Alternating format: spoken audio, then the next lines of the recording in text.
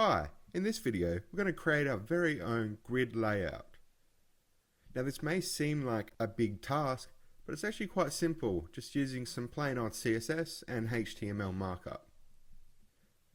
So as you can see, I just have a plain old HTML file with our viewport meta tag, and I'm including the normalized CSS style sheet. So we have a blank canvas per se to work on. And I've also included this grid.css. Now grid.css at the moment is very bare. We're just setting the box sizing to border box. We're setting a width of the body, a minimum, a maximum, and a margin. So it's centered horizontally. So what we want to do is we first want to plan how many columns do we want within one row in our grid layout. In this video, we're going to stick with 12 columns per row. So again, I'm using Sublime Text 2 with the Emmet package installed, so I can type in div, opening and closing square brackets, class equals row. We can say greater than sign, div with a class of col, that's what we're going to call our columns, and then we're using the alphabetic naming for the amount of columns that it will take up. So if we want to fill the row with just one columns, we'll need 12 of them. So I'm going to say col 1. So we need 12 of those to create a full row. So times 12, tab, and there we go. And that's how easy the Emmet plugin can make life.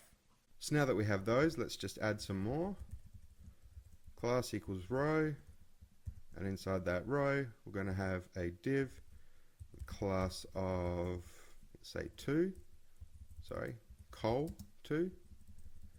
Then we only need 6 of them, tab, and there we go.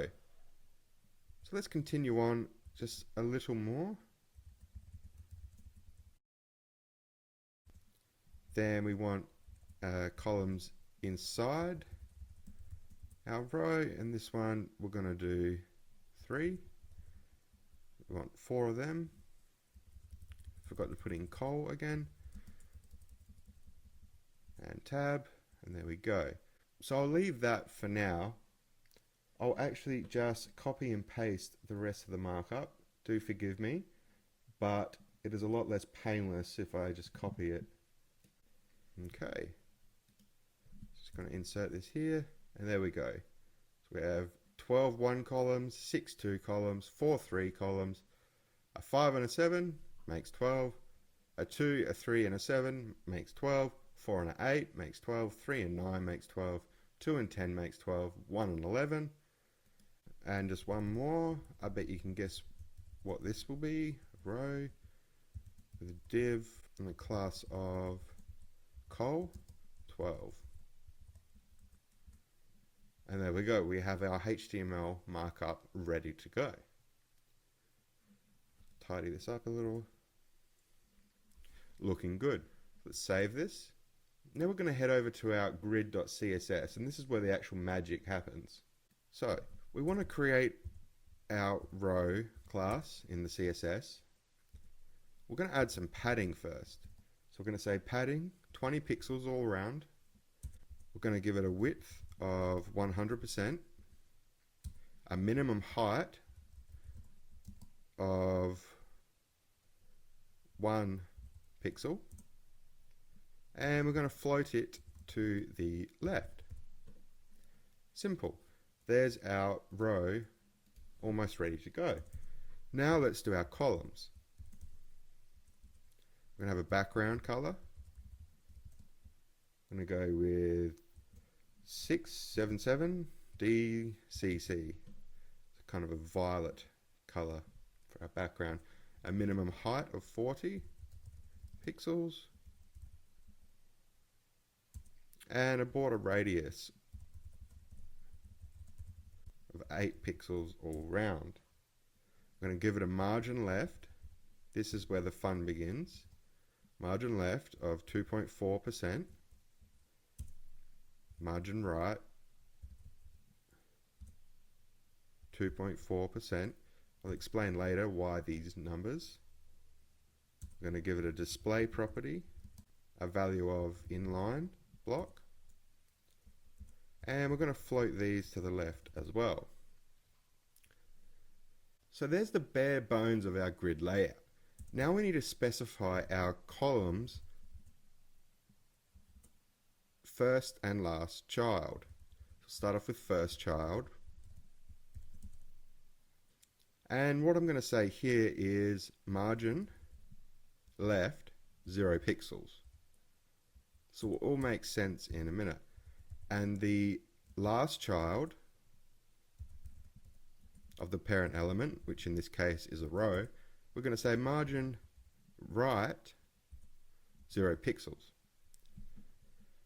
So essentially what we're saying is each column is going to have left and right margins of 2.4%.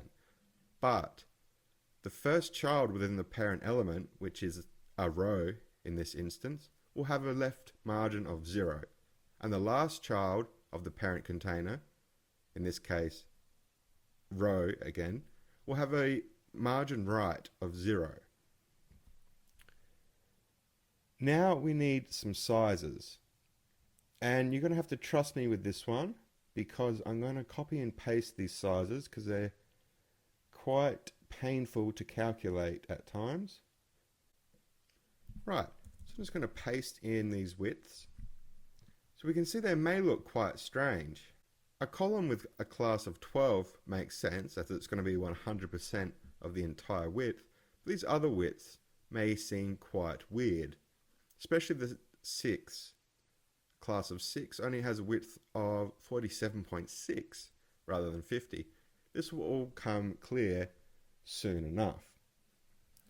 So now what we need to do is we need to have a media query. So our grid works and is mobile ready. So we're going to say in this instance, media max width 768 pixels. And in here we're going to say col. So an element with a class of col will have a width of 100%, and we'll use the important flag here so it's not overridden by any other styles, and we'll give it a margin of 5 pixels on the top, 0 pixels on the right, 5 pixels on the bottom, 0 pixels on the left. Right, so let's just indent this a little bit so it looks a bit neater, and we can tidy that up. I'll just remove the extra spacing in here so we can see a little bit more on the screen. I'll close these up too. So this is essentially a grid layout. So we just have our body and our rows. Then we have our columns, and then we have the first child and the last child. So this is essentially saying the first column within a row is going to have no margin on the left, and the last child, meaning the last column within a row, will have a margin right of 0 pixels. Then we have our widths. I'll show you how to calculate these very briefly in a second. So let's go ahead and save this. Our HTML markup looks correct, and it's fairly semantic with the columns and then the widths. Right, so let's load this up in the browser. I'm going to go ahead and click refresh, and there we go. We can see our grid layout in action. And if we adjust the size of this, it will all adjust accordingly. And then when we get to our breakpoint, which is 768 pixels, we'll go 100% wide for all of them. Now this is completely mobile ready and ready to go. So you can feel free to use this grid layout for any of your projects. So now I'm going to explain how I calculated the widths. Well, 12 columns, that's easy, that's 100%, as we want 12 columns within a row. So how did I get the weird numbers? So let's start off with the 2 columns. So that's 2, 2, 2, 2, 2, 2. There's 6 of them.